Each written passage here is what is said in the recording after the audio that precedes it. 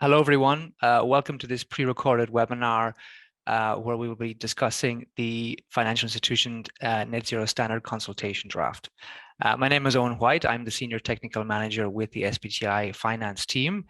And I'm going to be taking you through today an overview of our consultation draft that we published last month, looking in particular at some of the key concepts that we've developed and digging a bit deeper into some of the criteria and some of the main points that we want to understand in this consultation. I'll also be outlining where the key questions are and where we would particularly like your feedback and how you can actually submit that feedback via our survey. So the goal of our net zero standard was to expand and improve our overall framework to include long-term targets in addition to our near-term targets that we've already established in our current near-term framework. A lot of the ideas and the concepts that we've published in this consultation draft were first formulated as part of our foundations document, which we published last year. And that looked into things like how do you actually quantify progress towards a net zero standard, and ultimately what net zero actually means for a given financial institution. So we've outlined some of the key definitions and concepts in that foundations paper. What we're now doing in our consultation draft is adding the core criteria that we see, things like long-term targets, neutralization, and also introducing a wider conceptual framework that allows us then to also address things like target coverage and alternative methods that can be incorporated over time. In terms of then the overall development process for the standard, we have now just published the conceptual framework and criteria, and that outlines the core requirements that we see necessary to actually establish near-term and long-term net zero targets for the financial sector. So they cover key issues like near-term targets, long-term targets, fossil fuels, neutralization. The step that we're at now is to get initial public feedback on some of those core requirements. We will follow that on then by taking account of that feedback and updating and finalizing those criteria, in addition then to also establishing the final list of methods and metrics that we will use as part of that standard. So the second phase of our work really will be to add in those methods and the metrics, and that along with the codified and final criteria will form the ultimate standard, which we hope to publish later this year or else early in the next year. So that is the step. So for this part of the process, again, it is core criteria and some of those key concepts that we think are necessary when establishing those net zero targets. And the really important part of this is the fact that we have a public consultation. The QR code here on the screen will take you directly to that survey where we want you to have your say. It is open until the 14th of August. So we would really welcome any feedback you may have on this process. We have specific questions in there, also space for you to add in other feedback you might have on any other aspects that we have published. So we look forward to hearing from you. So I wanted to kind of begin this presentation also with a little bit of background into how we developed the net zero standard and what are the core kind of theory of change and the concepts that we're using. As outlined in the Paris Agreement, one of the core goals is to make sure that financial flows become consistent with 1.5 degrees and the long-term climate stabilization. So as part of this work, initially, we looked at the global net zero goals, and we also looked at the corporate net zero goals that the SBTi has defined as part of our corporate standard. And those then were helped to really inform our financial institutions net zero standard. Again, the primary goal then being to make sure that financial flows are consistent with planetary net zero goals. So as part of that, then we looked at what are the three key elements that we need in any net zero framework for financial institutions to be contributing towards those global net zero goals. And those three steps were ultimately when we look at prospective emissions, so that financial institutions, first of all, to stop making the situation worse, and they should stop financing and facilitating the creation of new high-emitting assets. The second element then is transition finance, both to incentivize and enable decarbonization of existing assets and ensure that they're financing and supporting companies in the real economy who are transitioning along 1.5 pathways. And the final element then, what we call net zero aligned finance, to ensure that also financial institutions are supporting the creation of climate solutions and other net zero aligned activities in the real economy. Those three enablers are critical, and they will form kind of the core part of the standard as we've created. And I'll go into a little bit more detail on each of those throughout this presentation. So I want to now kind of start with the overall conceptual framework, and those of you who are familiar with our corporate work will kind of recognize this type of diagram where we see the overall portfolio emissions declining over time to reach net zero levels. What we have introduced for the financial sector as well is the concept of portfolio alignment. And we also need to recognize that in addition to emissions declining over time, we need to ensure that financial flows are increasingly aligned to 1.5 degree outcomes. So both portfolio alignment and portfolio emissions are seen as kind of vital when establishing near-term and long-term targets. With portfolio alignment being that leading indicator, we want to increase the share of financial flows that are contributing towards 1.5 pathways over time. And as a result of that, then portfolio emissions, which are the finance and the facilitated emissions of a financial institution, need to decline to net zero levels by 2050. So this conceptual framework really forms the basis of our standard, and we have now built and constructed different criteria to support this. So when we translate that conceptual framework into the actual criteria and the core elements that we see necessary, there's sort of 4 key steps that we've outlined. And again, this is very similar to what we've done with the corporate framework. So it does build a lot of the corporate framework, but it expands it to ensure that we're also having unique and relevant criteria that apply to financial flows. So the first step then is having those near-term targets. So these are the 5 to 10-year targets to increase the share of financial flows that are aligning to 1.5 pathways. And in principle, that means that financial institutions need to increase the share of their flows that are going towards companies and activities that are transitioning along 1.5 pathways.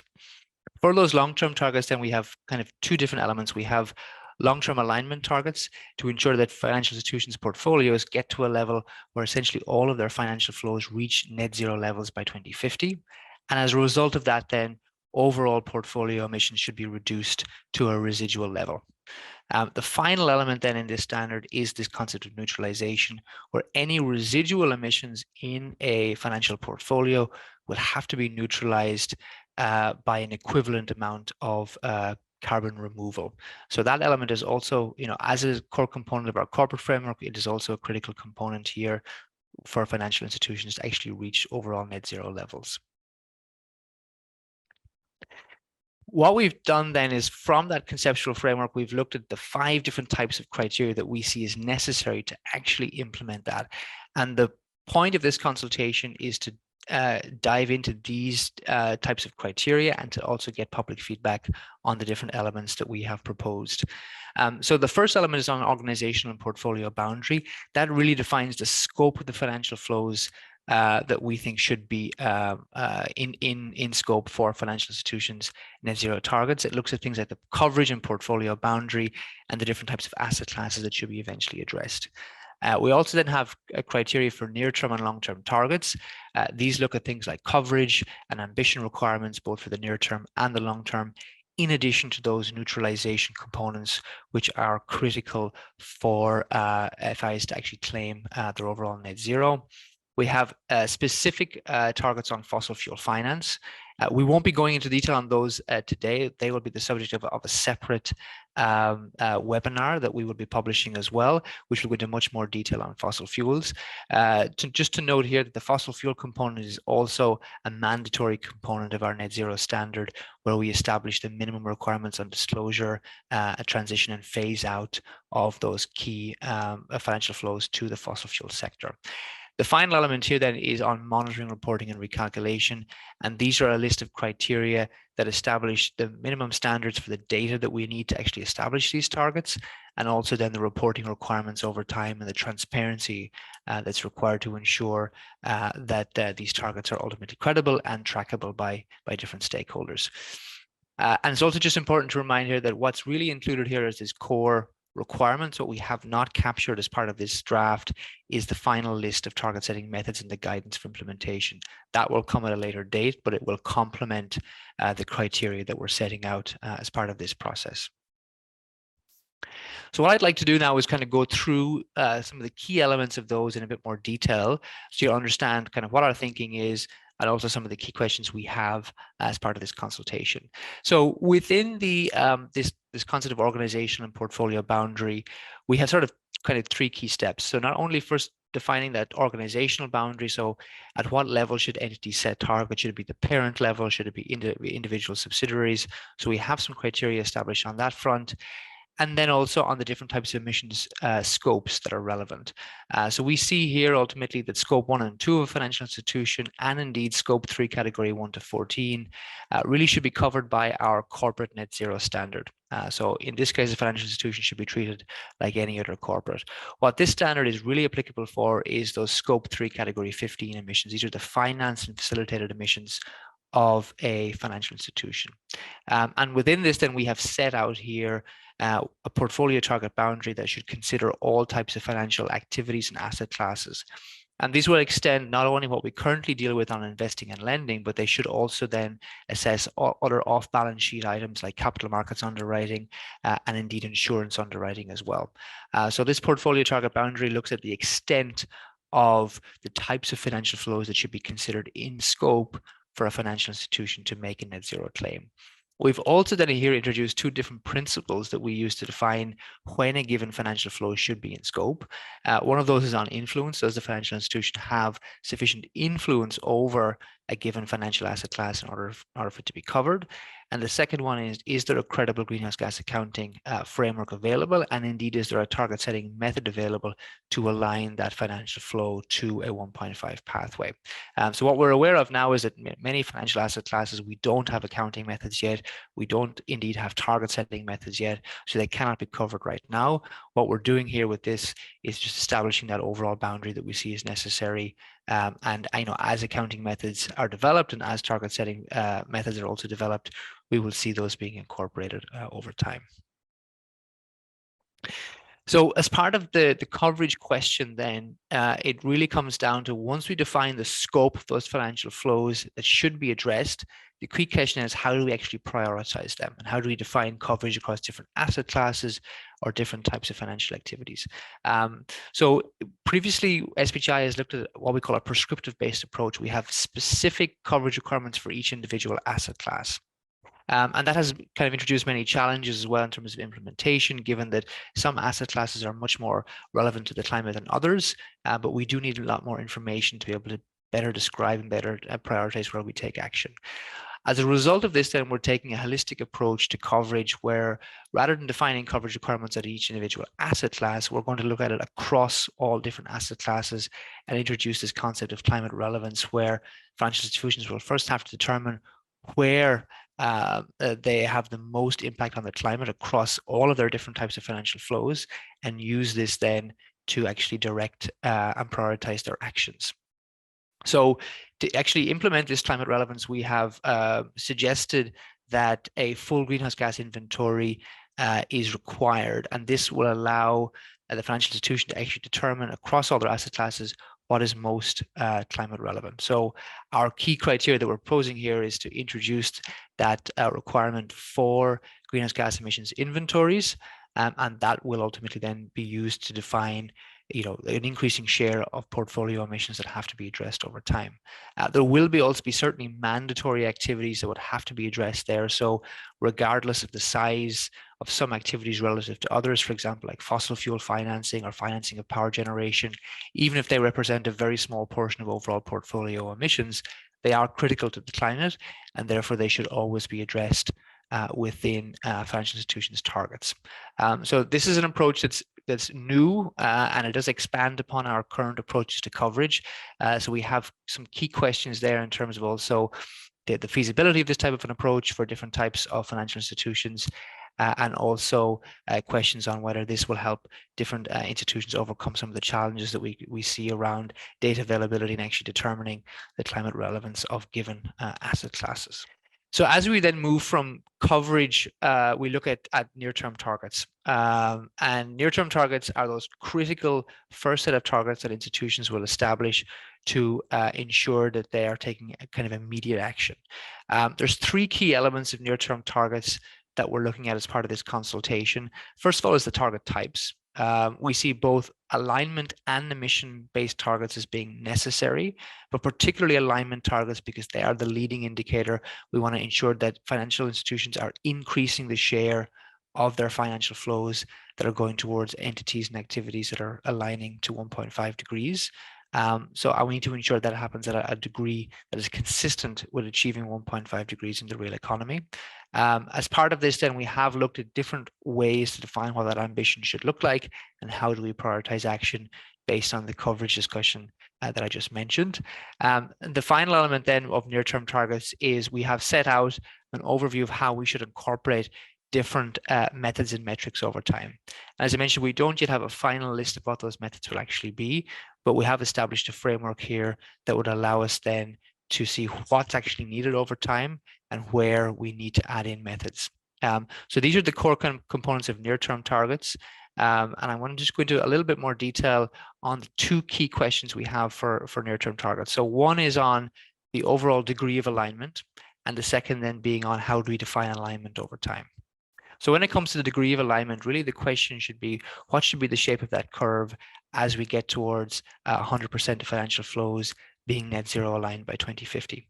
And we have actually modeled a number of different pathways that we can take, both kind of a classic S-curve model where we want to scale up financial flows along an S-curve shape, or indeed kind of a linear increase over time. Or it could be a much more prescriptive based approach where you look at kind of key sectors and take the most climate relevant sectors first. So there's a number of different approaches that we're actually asking for feedback on. And there's two key questions here we have as part of this degree of alignment. So the first is on, do you need separate targets that deal with different components of transition and net zero aligned finance? So, are separate targets required for kind of green financing climate solutions, which many institutions have already established, or should they be captured as part of one overall portfolio alignment? The second key element then of the near-term targets is on the level of granularity required over time. And so in addition to just increasing the overall share of financial flows, we also need to have more transparency on which types of asset classes are being addressed and how. So what we have proposed as part of this is more disclosure criteria for those near-term targets, to have not only targets at the portfolio level so that stakeholders can view the overall progress, but indeed then how is that progress broken down by specific important sectors and indeed asset classes. So the second key element then of those near-term targets is what should count as alignment over time. So currently in our framework, we look at the methods we have look at ultimately at the ability of real economy companies to set targets and to transition along 1.5 pathways. And we have our temperature rating and our portfolio coverage methods are based on portfolio companies establishing targets. Our SDA model then looks at different types of physical intensity of different sectors and ensuring that decreases over time. What we've done as part of this net zero standard is expanded on that view to introduce a maturity scale that shows what that overall transition should look like. So both portfolio companies, first of all, setting targets, but then indeed actually having to meet those targets over time, and ultimately also then looking at actually reaching a net zero state. And those different types of maturity should be captured in any net zero standard. So we have split this broadly into kind of transition and net zero aligned. So this is ensuring that methods actually account for companies not only setting targets, but over time also being able to actually account for companies that are demonstrating that they are decarbonizing along 1.5 pathways. So it introduces that performance element, and that will be critical over time, that financial institutions don't just ensure that all their portfolio companies have targets, but also that the companies themselves are actually meeting those targets. And then the final element being that net zero aligned is that we also need to ensure that financial institutions are actually get credit for financing the necessary climate solutions and other net zero aligned activities that are necessary to build that net zero economy. So again, that is a component that we don't have currently in our near-term framework, and it's something that we're exploring here, is having a broader set of methods as well that would allow financial institutions to also be able to count that type of financing over time, given that it will be critical to the overall transition. Some of the core questions that we have as part of the consultation for this element is to look at, does this maturity scale ultimately cover all of the necessary elements that we need to support, and does it actually address all of those key strategies that we want financial institutions to engage in? As part of the next stage of our work, then we will be adding in the final list of methods that we can use in each of these different buckets here, both at the entity level, so if you're financing companies in the real economy, and also the activity level, so project financing or specific use of proceeds financing. And this then ultimately forms both the degree of alignment over time in terms of the rate of change of how financial flows need to be aligned to 1.5 degrees, and also then what should actually count as alignment over time. So moving on then on from kind of the near-term targets, we get to that long-term targets. And these are the new components that SBTi has not published before for financial institutions. And we have looked at two different types of long-term targets that are necessary to ensure that any long-term claim of net zero is ultimately credible. So the first target is a long-term alignment target. And this really represents the share of the portfolio that actually has to reach net zero by 2050. So what we have defined here is three different options for that final ambition level. So from 90% to 100%. And 100% of financial flows would ultimately mean that all portfolio companies have actually reached a net zero state by 2050. And 90%, that obviously means that 90% of companies would actually have to meet that state. And we've developed those based on sort of kind of science-based criteria, but also on kind of practicality of implementation, and also given the fact that we know that different sectors and different regions will reach net zero with slightly different levels. So we have a little bit more background and discussion on those ambition levels in our consultation draft, but it's a key question that we're actually looking for advice on as part of this consultation is on this concept of, what should be that final ambition level at 2050. What will accompany those long-term alignment targets then is the long-term emissions targets. And this is really the targets to reach that residual level of emissions by 2050. So when financial institutions align their portfolio and they get increasing shares of portfolio companies that reach net zero, their overall emissions will decline towards residual levels. And they need to reach that residual level of emissions before they can ultimately do the neutralization step, which I'll discuss shortly. So the alignment and the emission-based targets are viewed as kind of mandatory as part of this long-term targets, and this will then ensure that financial institutions have incentivized both in terms of increasing the alignment and actually engaging with their portfolio companies and ensuring then that their overall emissions reach the residual level by 2050. And then the final step that's really required then is that neutralization component. So as I mentioned, the point here is to reach residual levels where, and these represent all of the unabated emissions of portfolio companies by 2050. And portfolio neutralization is really built on the concept of neutralization that we use for the corporate framework. And these represent any actions that companies take to counterbalance any residual emissions they have through permanent carbon removal. We're taking the same approach for the neutralization step at the portfolio level, where financial institutions would also then need to undertake measures to remove an equivalent amount of carbon to balance any portfolio residual emissions. So we have three key elements in the neutralization step that we have established criteria on, and also that we have questions on for the consultation. So the first of all is on neutralization responsibility.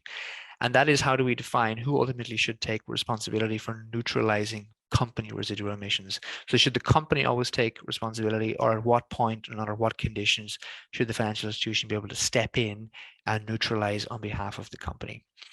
The second element then is neutralization eligibility. What should actually count as neutralization over time? Should that be the balancing of positive and negative financed or facilitated emissions? Or is there any condition where directly removing carbon, for example, by the financial institution purchasing high quality carbon removal credits, should that count under certain conditions to neutralize any residual emissions? So we've added a few questions there on that element, which is really critical to ensuring not only is neutralization actually counted in the real world and we don't have double counting of removals, but we need to ensure then that the actions the FI is taking is also incentivizing companies, their portfolio companies, to actually neutralize their emissions. The final question we have then is on neutralization boundary. And this is, when we look at the balancing of positive and negative emissions within any portfolio, what should be the boundary of that balancing? Should that be within sectors? Should it be within asset classes? So for example, should positive emissions in an equity portfolio be balanced by negative emissions in a corporate bond portfolio? Or should they always be within the same asset class. So we have a couple of questions as well on that point, which we have as part of our survey. So that kind of concludes the overall, the main criteria steps that we have that will go from all the way from coverage through to near-term targets and indeed long-term targets and neutralization. So how all this actually fits together then is we see sort of kind of 4 key steps here of putting this together. And so the first step is very much looking at what is our baseline portfolio overview. And this comes back to our climate relevance approach of financial institutions first establishing a greenhouse gas inventory to determine the climate relevance of different financial flows. And while it is the case currently that many institutions have not yet established a full emissions inventory, in order for us to actually be able to establish clear net zero targets, we will first need to ensure clear emissions accounting, and then institutions know actually what their overall emissions footprint actually is. The second step then is that baseline alignment. So is using the methods and the metrics that we'll develop to define what is the current alignment of their overall portfolio, both in terms of alignment of key sectors and also indeed alignment of the overall share of their financial flows. So for example, that translates to portfolio coverage measures or temperature rating measures of what is the current number of companies in a portfolio that is aligned to 1.5 degrees. So that baseline alignment is very important for us ultimately then to establish the ambition, which is very much step 3 here. And that is then, once we know the baseline alignment, how quickly does that need to change over time in order for a financial institution's ambition to be consistent with what we need to see in the real economy. So we will have clear near-term and long-term targets based on increasing the overall share of the financial flows that are aligned to 1.5 degrees, and then ultimately reaching net zero emissions across all of their portfolios as well by 2050. And the final element then is on portfolio target disclosures. As I mentioned, we have these kind of core criteria of net zero alignment and also net zero emissions at the portfolio level, but also having clear target disclosure on the asset class and the sector level to provide more transparency as well to stakeholders so that they better understand which types of asset classes are financial institutions addressing at which points in time. So that's kind of a high-level overview of how we see the 4 elements fitting together. And as our next phase of work commences, we will be kind of filling in the details then of the methods we use to do that, all the aggregation steps that would happen to actually get to that point where we can meet all of those criteria with clear methods. So just again, a reminder of our survey. The survey is a 60-day public consultation. It runs until the 14th of August, and it will go over many of the key elements that I've discussed here today. Things like coverage around, again, the use of climate relevance and finance and facilitate emissions inventories is a core part of defining overall coverage. Near-term and long-term targets that I mentioned on things like ambition, things like coverage over time, and the types of targets that need to be established. Neutralization, critical concept of any net zero standard on this concept of neutralization, again, around issues like eligibility, the types of boundaries, and ultimately the types of activities that should count as neutralization for a financial institution. We also then have some questions on monitoring and reporting. I didn't go into detail on that element today, but that looks, for example, things like the reporting frequency, the types of information, the quality of the data that would have to be reported each year in order to ensure transparency and to ensure that these targets can be tracked accurately over time. So I will conclude there. Again, like to really encourage everybody to go to the survey, fill out the survey as well, where you can learn a little bit more about the key questions that we're asking. And again, we will welcome any type of feedback there on the questions we're asking, in addition to any other comments or suggestions you might have as part of the overall standard development process. Thank you.